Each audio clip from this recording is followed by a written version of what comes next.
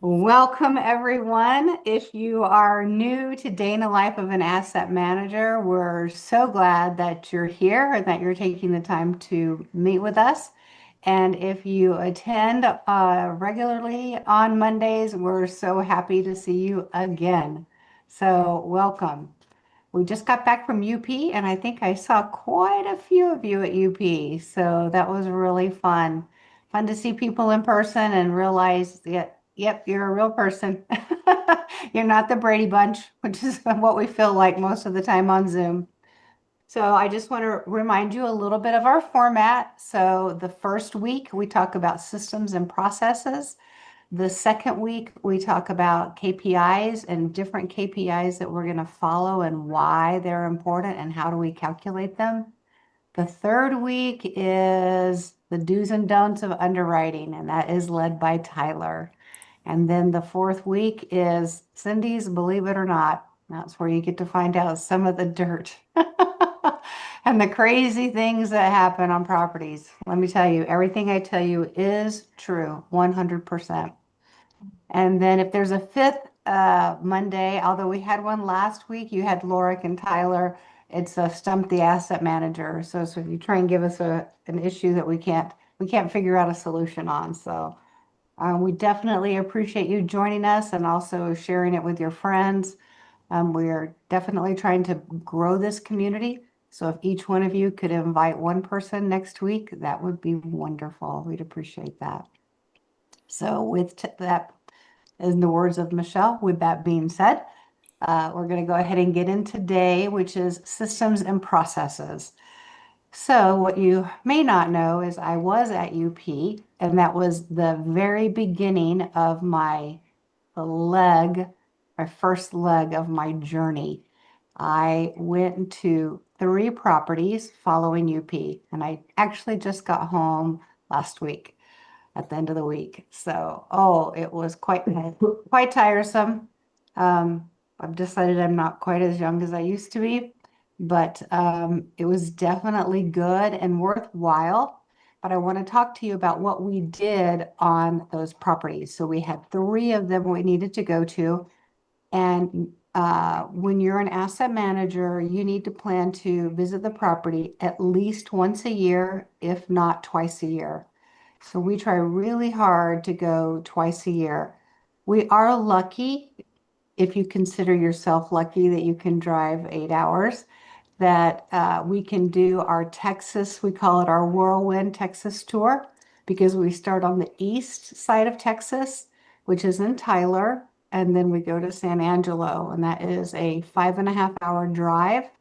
And then from San Angelo, we go to Lubbock, which is another 3 hour drive. So we flew into Dallas for UP and then drove out to Tyler and then flew home from Lubbock.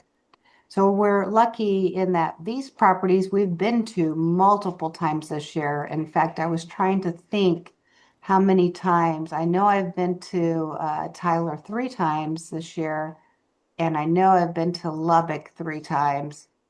And I think San Angelo is the same amount because typically if we go to one, we go to them all.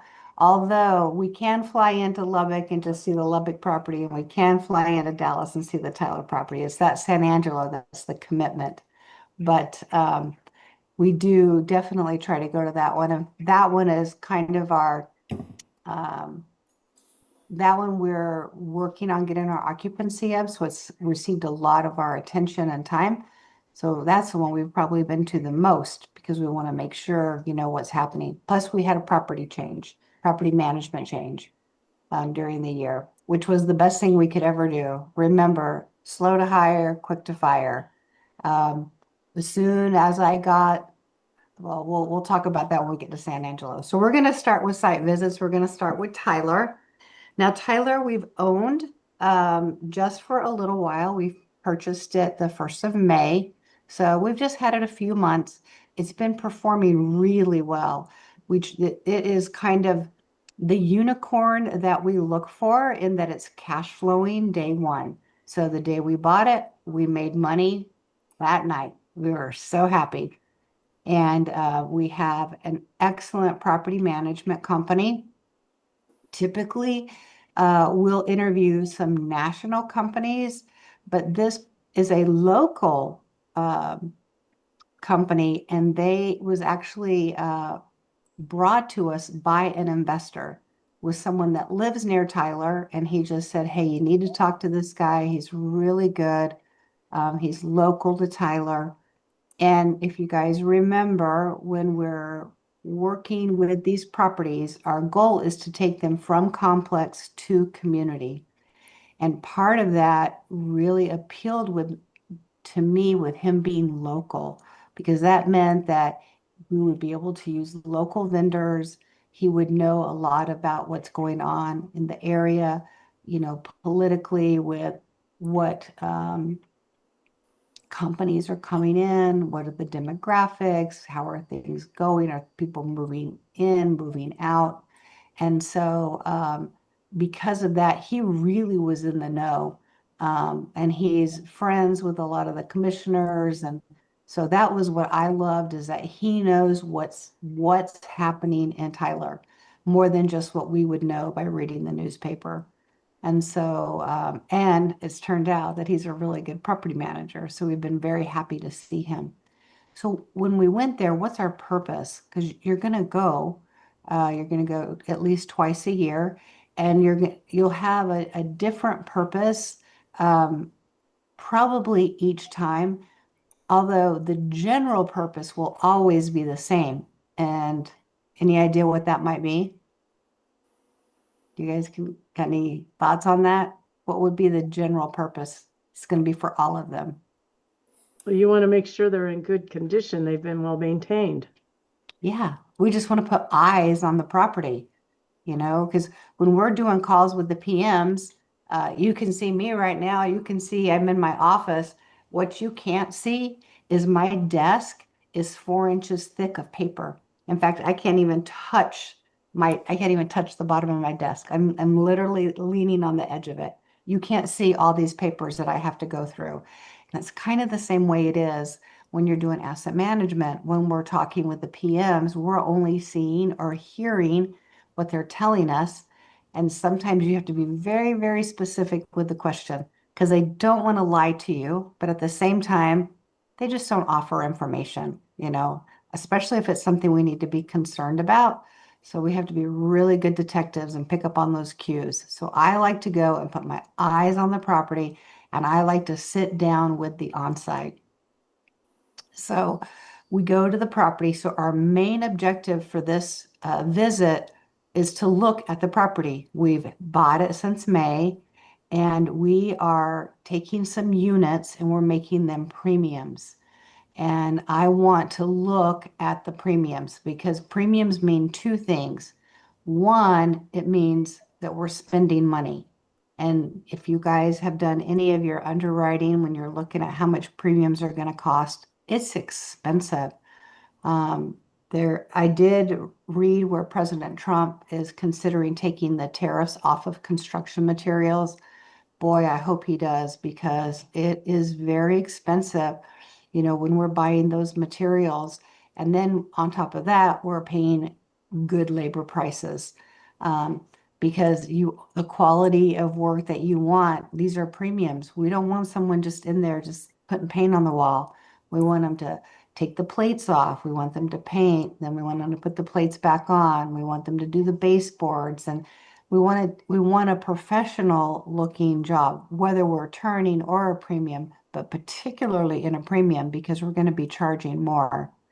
So I need someone to get their calculator out, and I just want you to tell me the end result. So we have these premiums, and we're going to charge $150 a month for them, rather than a regular unit. So I need you to take 150 times 12, and then we're going to hold this property for 6 years. So times 6. And what is that amount? 10,800. 10,800. That is added directly to your net operating income. So what we want to do is we want to make sure the money that we have spent is going to be worth it.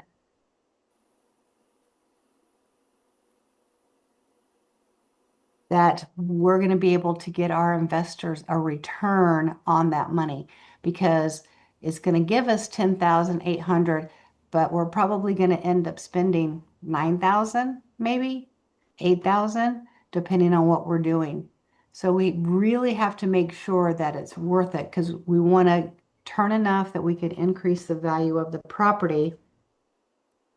And so if you take our goal, so we have the 10,800, and our goal is to do 94 units. What does that equal?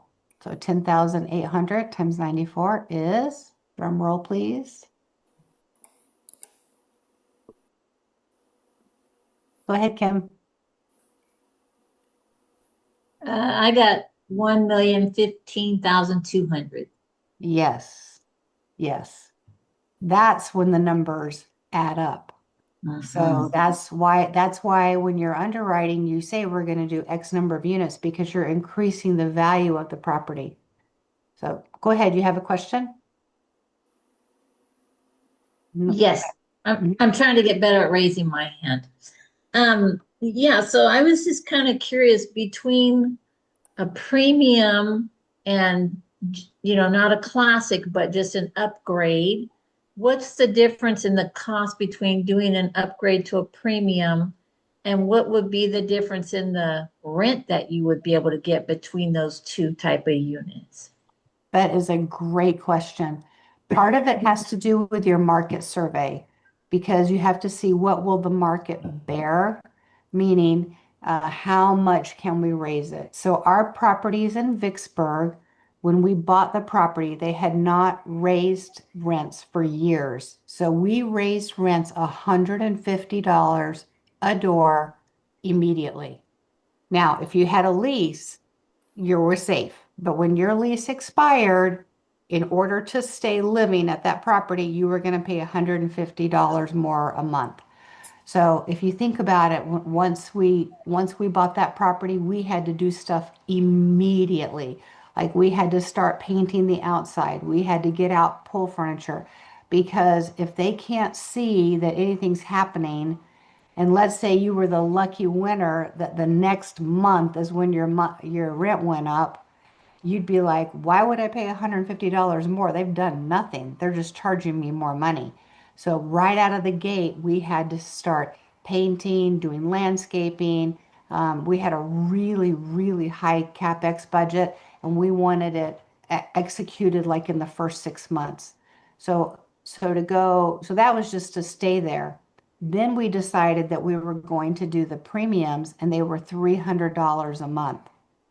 So now you've gone from the rent that you were paying, and you're like, okay, I want to move into a premium. That's going to be another 300. But if you remember, that number you had, the 1.7 million, is now 3.4, because we gone to 350. So what we do is we look at what we're going to do on the property. So sometimes just an upgrade would be, well, let me just start with the turn. So if we get a turn, meaning someone's moving out or we're not really doing anything but getting it ready for the next resident, that means we're going to clean the carpets, we're going to touch up the paint, and we're going to give it a deep clean. So that's all we're going to do. If we're going to do an upgrade, we might, if it's downstairs, we're going to take out the carpet and put in vinyl plank all downstairs. And the reason you do that is vinyl plank lasts like 10 years. And I don't know about you guys, but my carpet does not last 10 years. And so it is far more cost effective to do the vinyl plank. So you do everything downstairs. If you're grading a unit, you're going to put in vinyl plank. The other thing is you're going to do is you're going to paint the entire unit. So that, and it's usually an upgraded color. Right now, the color that all of you are seeing is called agreeable gray. Everyone is using agreeable gray. And so it's going to get painted agreeable gray with white trim. We're going to put in vinyl plank floors. We're going to take the mini blinds that are the vertical mini blinds, and we're going to put in the horizontal ones that are tension. So you don't have the little knob on the side. You know how you can just pull them down or push them up. So we're going to put those in the windows. So that's be an upgraded unit. Then a premium unit, and we might resurface the countertops. So that means that we have someone comes in and it's like they paint it, but they also speckle it. It makes it look kind of like a faux granite countertop. Now, I have seen some. I honestly could not tell the difference. They did such a good job. I was like, this is incredible. I've seen some that look like a kindergartner painted it. So, you just have to be careful who you get and what you pay for. So, all of that would be an upgraded unit. A premium unit is going to have stainless steel appliances, and we're going to put granite countertops. And we're going to do that in the kitchen and in the bathroom. And if something needs to be done with the tub, rather than resurfacing the tub, those commercials you see with Rebath, where in a day okay, that's what we do. We put a whole new cover over it and do a whole new tub. So, and it's kind of funny. This is a man's world, I'm not going to lie. Sometimes the tubs are like, it's fine. But if you're a mom and you're getting to put a baby in a bathtub, you look at that bathtub. And sometimes they think about just putting their stinky feet in there and they're like, yeah, it's okay. No, we need a nice clean tub. So that's one of the things, you want your nice tub. So that's the difference between just a classic turn, an upgrade, and a premium. Now, that's kind of that's the standard. Now, it might be that you have a property that maybe it doesn't have a microwave. And so you might decide, oh, we're going to put microwaves in our premium units. So each one, what I've given you is just kind of an overall look, but you decide when you're doing it, what's going to be a premium, what's going to be an upgrade. But you're usually going to have three. You're going to have a classic, an upgrade, and a premium, because that's going to let you get the $150 bump and the $300 bump. So when we went to this property, all we wanted to do was put eyes on it. That's why we were there, was just to look at it and meet with the on-site. It's really important to sit and meet with the on-site. Never tell them I'm the owner. I always tell them I'm the asset manager. They have no idea what that means, other than they answer to me. And it's okay. I'm always an owner. But I never tell them I'm an owner. I just tell them I'm the asset manager. And if we see people while we're on the complex, I just tell them I'm with the management company, because they have people there all the time doing stuff. So it really is in your best interest to not tell someone that you're an owner. And we had a little bit of an issue one time on a property where an owner was giving her phone number out to residents because she really wanted to help them. I mean, it was done with an intent of, hey, I want to hear you. I want to be your advocate. The problem is we run into fair housing issues.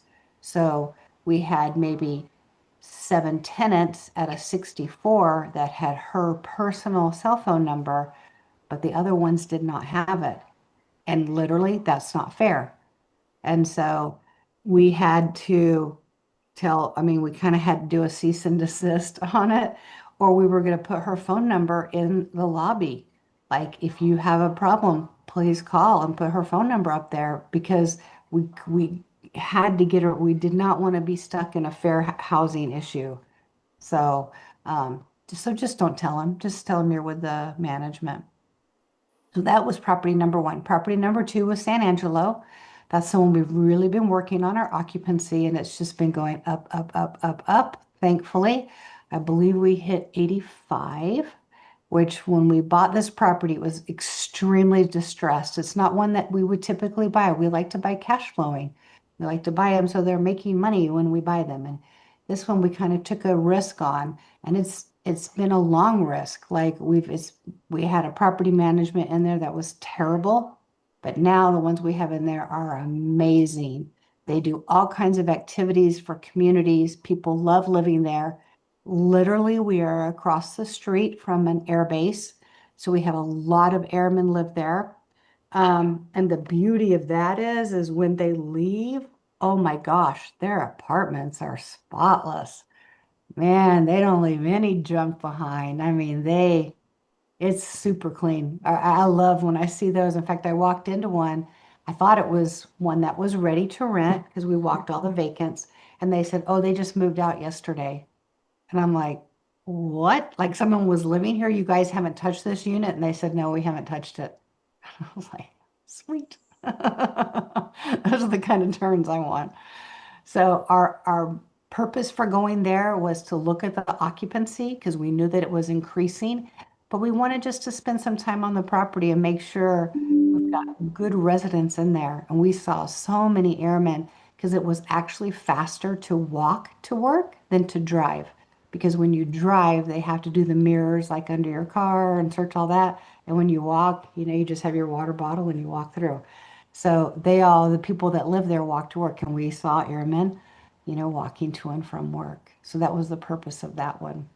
And then the third one, we needed to change the property management.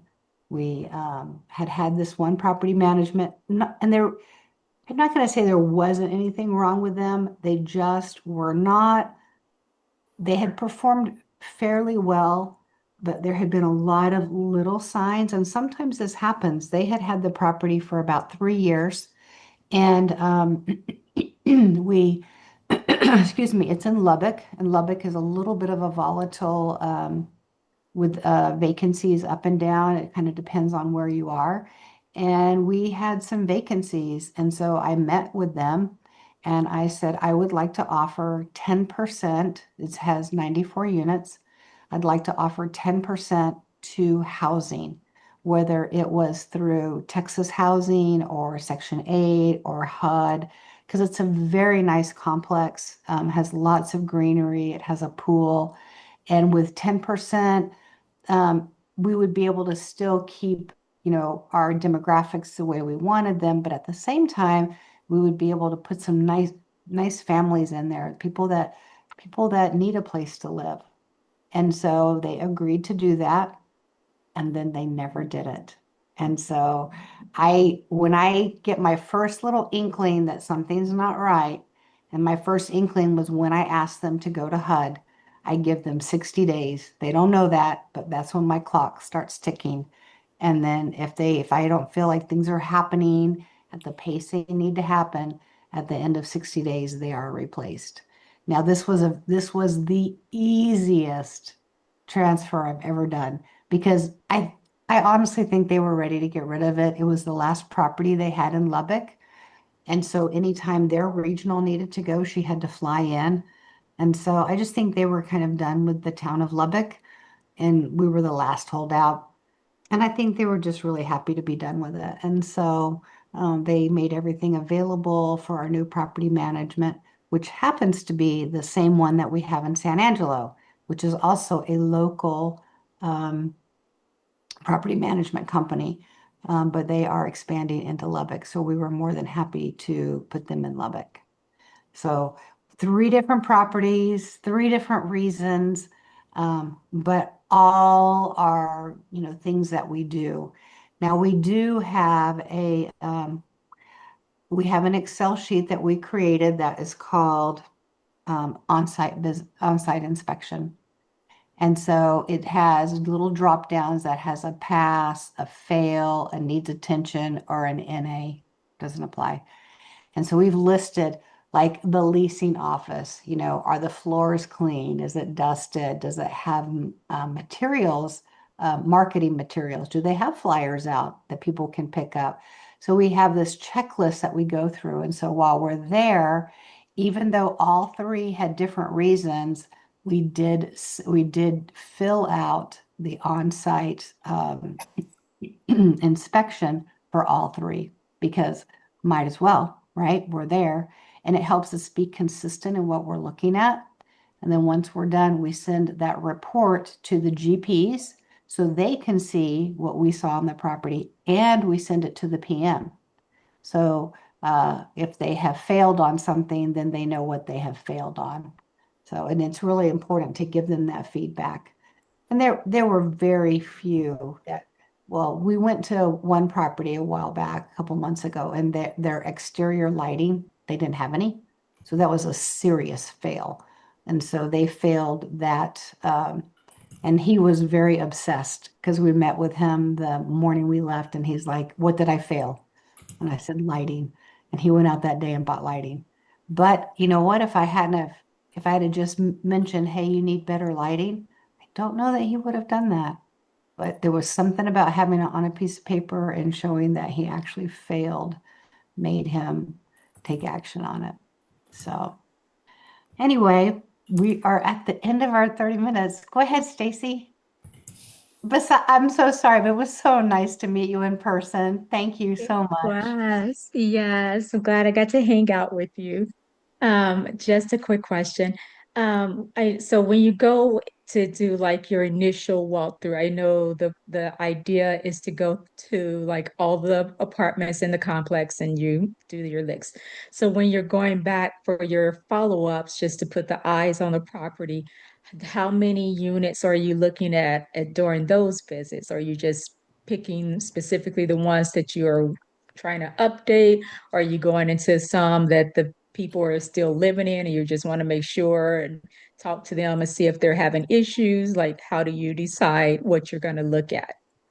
That is a great question. So initially, you're right. When we buy a property, we walk every unit. Every unit gets walked and graded, basically. When we go back for our on-site inspections, we only walk the vacants. So whatever's vacant is what we do. We walk it and we actually grade those. So we say, we make a note of what do they need done. Is it just a turn? Is it an upgrade? Is it a premium? And then we create a new Excel sheet. And so the next PM call, we'll pull that up and we'll say, what have you gotten done on this list? Where they may have gotten carpet replaced on a couple of them, or however they're doing it. So that's a great. So we just walk vacants, and they all had vacants. So we definitely had walking. Some had more than others. So, great question. Go ahead, Judy. It was great to see you. I know. It was so much fun. So your on-site inspection sheet, you said there's two categories, pass fail, or was there a third one? Needs attention. Needs attention. Okay. And then NA doesn't apply. So, for example, one of our properties doesn't have a pool. And so all the pool questions just have NA. And the difference between fail and needs attention is, let's just say it's something simple like they need to replace one of the lights in the parking lot. Well, we're not going to fail the parking lot. We're just going to say it needs attention. The light needs to be replaced in the parking lot. That guy that we failed on the parking lot was he had no lights in the parking lot, like no physical lights, nothing to put a bulb in. So that's why there's a different, the needs attention is just something that perhaps an in-house maintenance could do like in a day, or, just take care of. So. Okay, thanks. You're welcome. Well, thank you guys so much. Next week, we're going to talk about a new KPI and how we're tracking it, and why it's important to watch. We have top 10 KPIs that we talk about, and so we're going to discuss one of those next week, and hopefully it'll help you guys as you're looking at becoming an asset manager, or if you're already an asset manager. It'll help you to understand why these things matter. Sometimes you think, well, why does it matter? But that's why we talk about it, because we want you to know, because in the end, it makes a difference. Just like we were talking today about the rent, how the raising the rent in the long term makes a huge difference. So until then, have a good week. We'll see you guys.